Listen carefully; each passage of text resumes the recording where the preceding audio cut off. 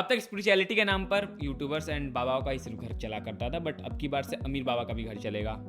Jokes apart, Aamir Khan की सितारे ज़मीन पर मूवी ऑटिस्टिक बच्चों की प्रॉब्लम्स को एक्सप्लोर करती है, जिसको तुम स्पिरिचुअल सीक्वल बोल सकते हो 18 साल पहले आई तारे ज़मीन पर मूवी की, जहाँ बेसिकली कहानी एक्सप्लोर होती है एक बच्चे के थ्रू जिसको डिसलेक्सिया एज अ प्रॉब्लम को हम समझते हैं उस बच्चे के थ्रू। बट अब की बार हम आमिर खान के साथ ये जानते हैं कि भाई ऑटिस्टिक मतलब डाउन सिंड्रोम क्या है, उसके कारण बच्चों को क्या प्रॉब्लम्स हो जाती है, उनका मेंटल ग्रोथ कैसा होता है, उनको क्या problem in a society face करनी पड़ती है, एंड हम उस चीज़ों को कैसे कम कर सकते हैं। तो ये कहानी है गुलशन की, जो एक ideal self centred basketball coach है जो अपने काम में एक्सीलेंट है बट सोशली ऑकवर्ड है, इनसेंसिटिव है, सेंसिटिविटी तो काफ़ी लैक करता है, लाइक उसकी personal life, social life, professional life and romantic life सबकी चुदी पड़ी है। स्टिल उसे उस सारी चीज़ों से कोई घंटा फर्क ही नहीं पड़ता। वो इतना सेल्फ सेंटर्ड है कि वो सिर्फ अपने बारे में सोचता है, अपने व्यक्तित्व के बारे में सोचता है, अपने नज़रिए से ये सब चीज़ों को जज करता है।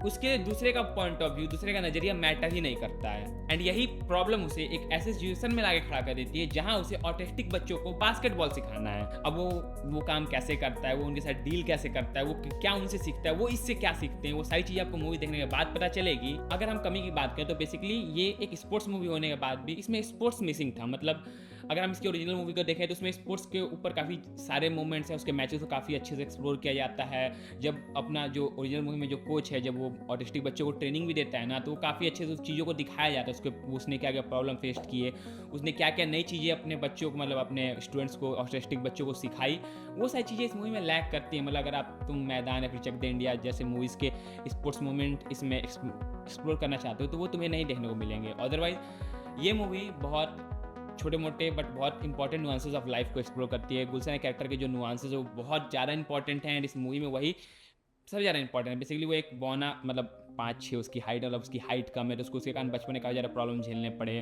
उसका बाप भी बचपन में अपनी उसकी माँ को छोड़ चला गया। उसकी माँ सिंगल मदर रहते हुए इसको पालती है, पोसती है, बड़ा करती है।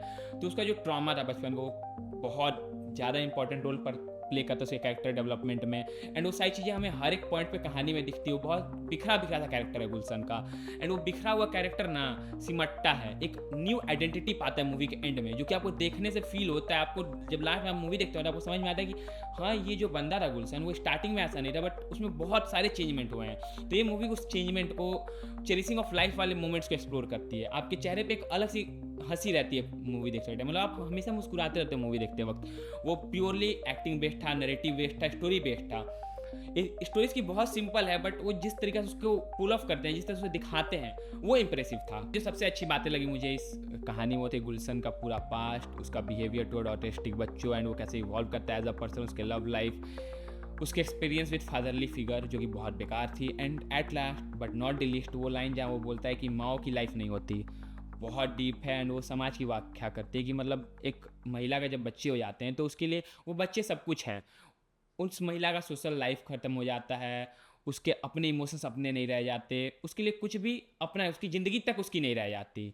एंड जब वो अपने लिए कुछ करना भी चाहती है ना तो समाज उसे कभी एक्सेप्ट नहीं करता है। खैर, ये कुछ नुआंस है जो मुझे पर्सनली हिट करते हैं मूवी के बारे में। बाकी अगर प्रॉब्लम की बात करें तो मुझे एक ही प्रॉब्लम लगी थी ओरिजिनल से भी एंड इस मूवी से भी, कि ये मूवीज़ होलसम फील नहीं होती। मतलब देखने के बाद आपको लगता है कुछ तो मिसिंग था, एंड ये आपको देखनी चाहिए या नहीं देखनी चाहिए टोटली आप पे डिपेंड करता है, कि मूवी में ऐसे कोई एक्स्ट्राऑर्डिनरी इमोशन, एक्शन या फिर डायलॉग्स नहीं है। बेसिकली एक सिंपल स्वीट ह्यूमरस कहानी है जिसमें हाउ टू चेरिश लाइफ को एक्सप्लेन किया जाता है, and autism as a problem को एक्सप्लोर किया जाता है, अवेयरनेस क्रिएट करती है। एंड या मतलब एक होलसम मूवी है, देखोगे, एंजॉय करोगे, आप हंसते रहोगे मूवी देखते वक्त, एंड आपको पता भी नहीं आप क्यों हंस रहे हो। कहीं कहीं प्रॉब्लमेटिक फील होती है, कहीं कहीं चीज़ें अच्छे से एक्सप्लोर नहीं है।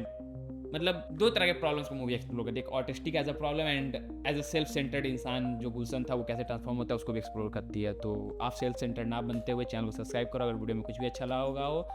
Till then, be alpha, be critic.